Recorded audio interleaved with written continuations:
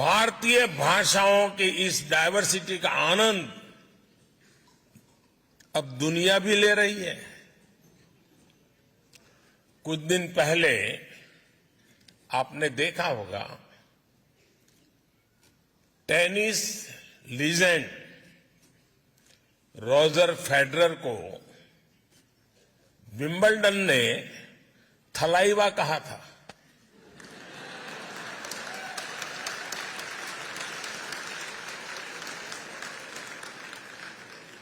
यही डायवर्सिटी हमारे लोकतंत्र की सबसे बड़ी ताकत है। आज इसी ताकत के दम पर हर भारतीय अपने सपने पूरे कर रहा है, देश और दुनिया को आगे बढ़ा रहा है। आज कौन ये सुनकर गर्व से नहीं भर जाएगा कि भारत 10 साल में दुनिया की 10वीं से 5वीं बड़ी इकोनॉमी बन गया।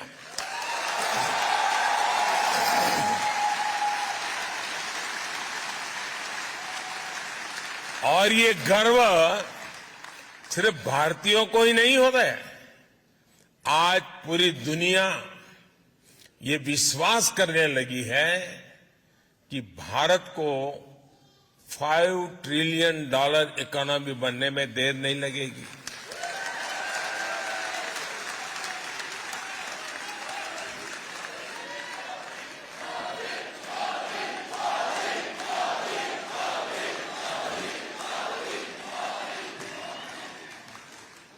आपने हाल में आई यूएन की एक रिपोर्ट भी जरूर देखी होगी। उस रिपोर्ट में यूएन कहता है, सिर्फ 10-15 साल के भीतर ही भारत ने 415 मिलियन यानी लगभग 42 करोड़ देशवासियों को 42 करोड़ देशवासियों को गरीबी रेखा से बाहर निकाला है।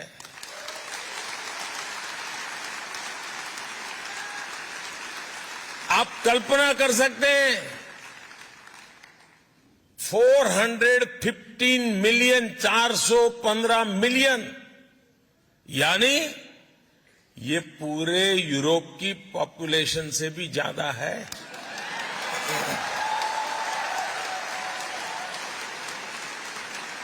ये पूरे अमेरिका की पॉपुलेशन से भी ज्यादा है। आईएमएफ की भी एक स्टडी कहती है कि भारत में एक्सट्रीम पॉवर्टी अब खत्म होने के कगार पर है।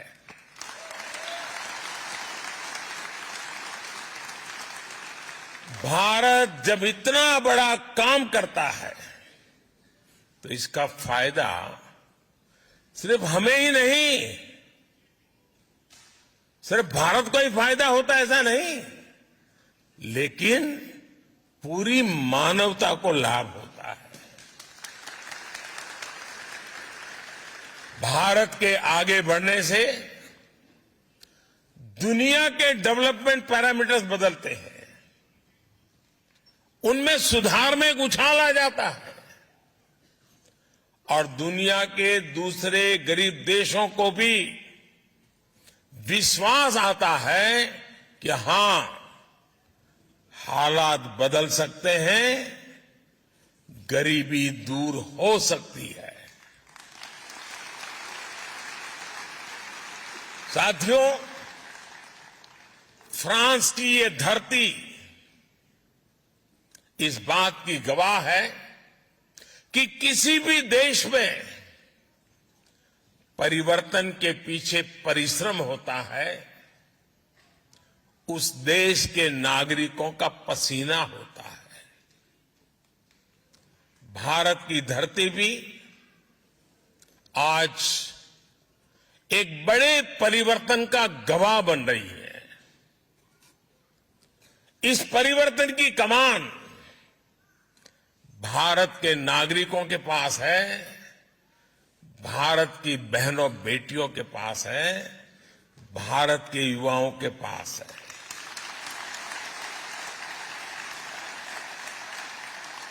आज पूरा विश्व भारत के प्रति नई उम्मीद, नई आशा से भरा हुआ है।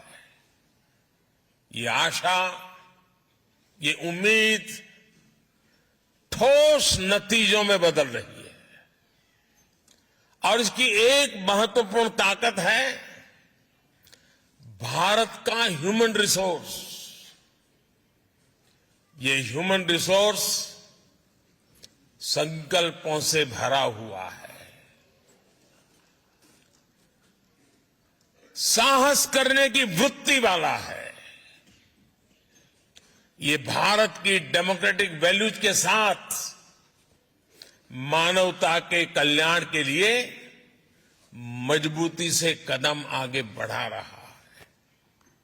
साथियों, आज का भारत अपनी वर्तमान चुनौतियों, दशकों से चली आ रही समस्याओं, उनका स्थायी समाधान कर रहा है।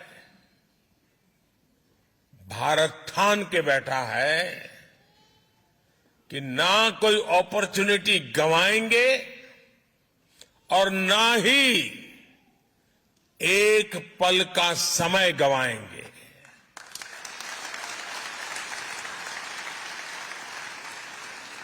हम पूरी ताकत से देश के भविष्य को उज्जवल बनाने, आने वाली पीढ़ियों के भविष्य को उज्जवल बनाने में जुटे हैं। और मेरे साथियों, मैं आपको कहना चाहता हूं, मेरी तरफ से कहना चाहता हूं, मैं भी संकल्प लेकर के निकला हूं।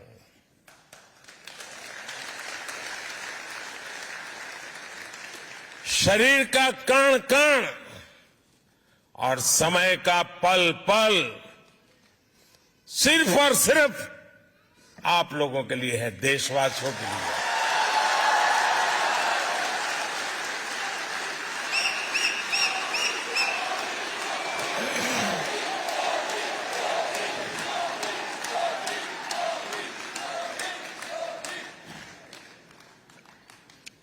साथियों, आज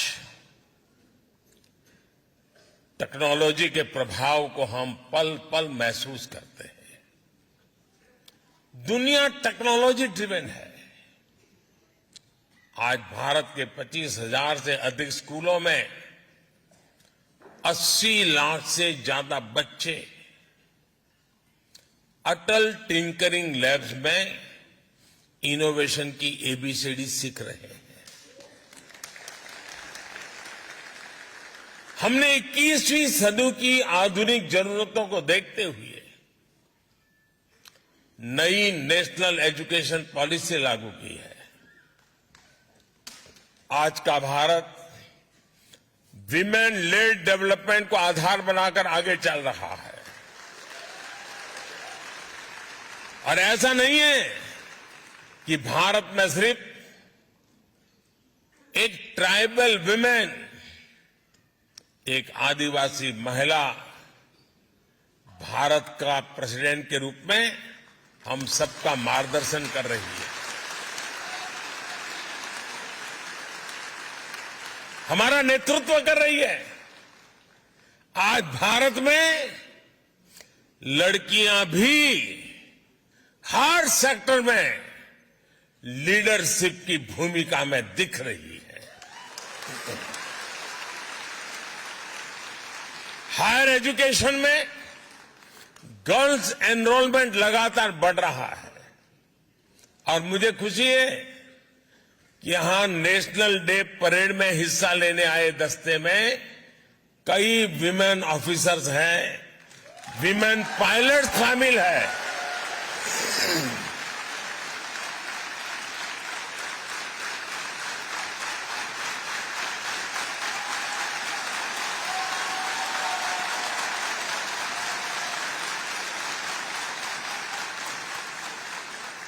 साथियों, 21वीं सदी की दुनिया टेक्नोलॉजी और टैलेंट के दम पर ही आगे बढ़ेगी। भारत और फ्रांस के बीच साझेदारी का ये बहुत बड़ा आधार है। हमारा स्पेस प्रोग्राम इसका प्रमाण है। थुम्बा में जब साउडिंग रॉकेट स्टेशन के निर्माण की बात आई तो फ्रांस ही था जो मदद के लिए आगे आया। उसके बाद से हम दोनों देशों ने स्पेस सेक्टर में बहुत लंबा सफर तय किया है।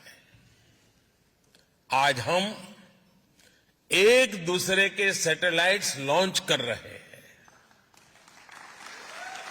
और आपको खुशी होगी, अभी जब मैं आपसे बात कर रहा हूं तो भारत में चंद्रयान 3 की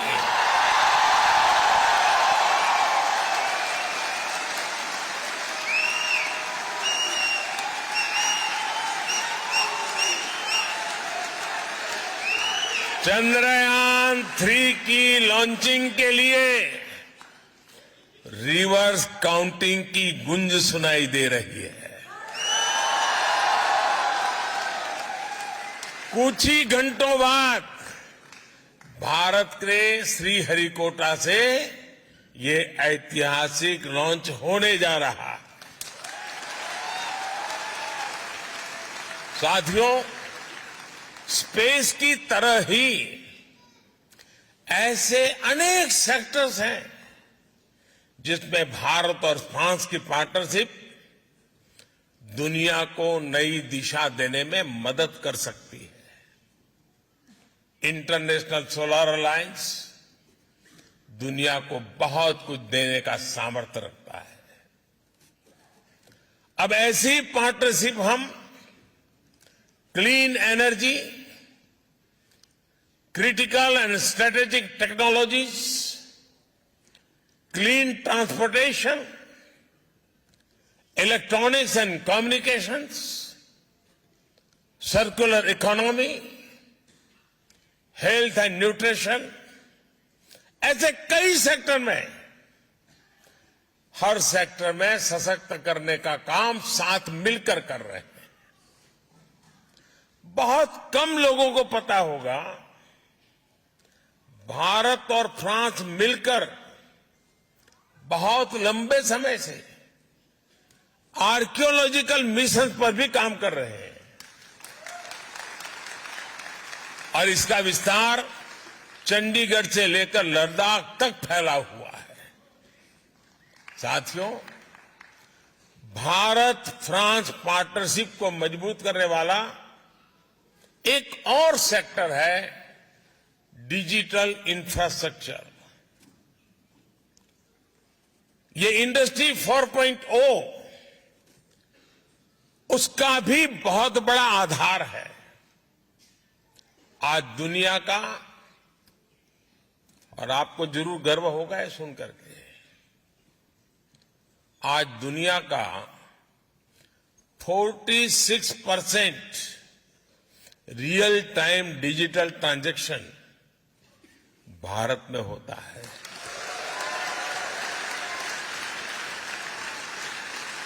और मैं आपको भी चुनौती देता हूं कि अगली बार आप भारत में आए तो जेब में एक भी पैसा लिए बिना निकलिए घर से। खाली जेब, सिर्फ मोबाइल फोन पर यूपीआई ऐप को डाउनलोड करके रख लीजिए। आप पूरा हिंदुस्तान घूम करके आएंगे, एक नए पैसे कैश की जरूरत के बिना आप अपना गुजारा कर सकते हैं।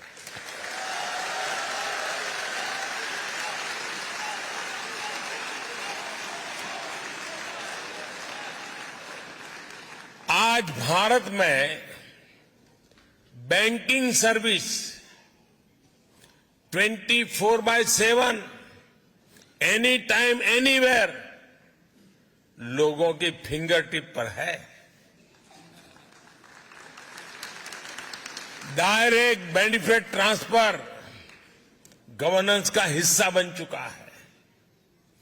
भारत का यूपीआई हो या फिर दूसरे डिजिटल प्लेटफॉर्म्स, ये देश में बहुत बड़ा सोशल ट्रांसफॉर्मेशन लाए हैं।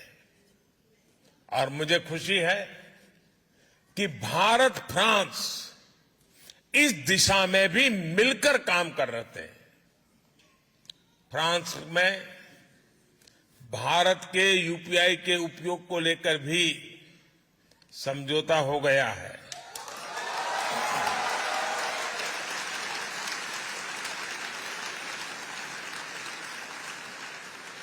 अब मैं तो समझौता करके चला जाऊंगा, आगे बढ़ाने का काम आपका है।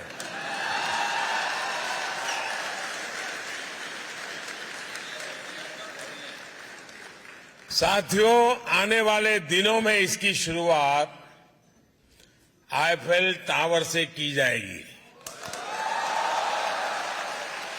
यानी अब भारतीय टूरिस्ट मोबाइल ऐप के जरिए आईफेल टावर में रुपये में भुगतान कर पाएगा।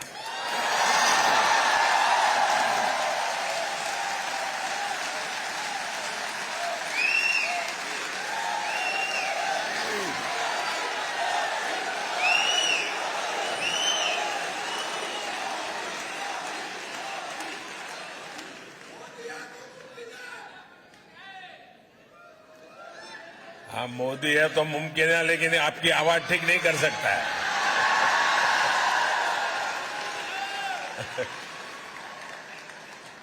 साथियों,